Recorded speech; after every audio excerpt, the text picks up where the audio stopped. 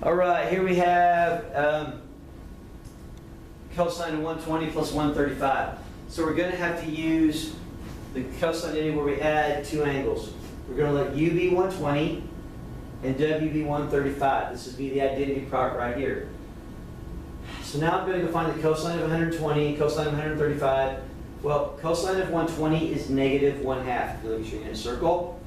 Cosine of 135 will be negative square root of 2 over 2.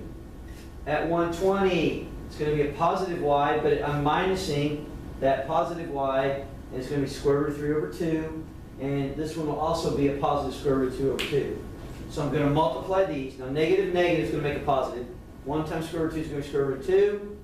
2 times 2 is going to be 4. Square root of 3 times square root of 2 is going to be 6. Square root of 6. And 2 times 2 is 4. So I'm looking over here going, oh, none of those choices are there. What do I do? Well, let's do this here. Let's factor a square root of 2 out of this. Because if I factor square root of 2 divided by square root of 2 makes 1. Square root of 6 divided by square root of 2 makes square root of 3. And if I take a square root of 2 out of this, if I divide 4 by square root of 2, it's 2 square roots of 2. Well, guess what's going to happen to those? They're going to cancel out. And now I have that, which is exactly choice B. Exactly choice B. Right there.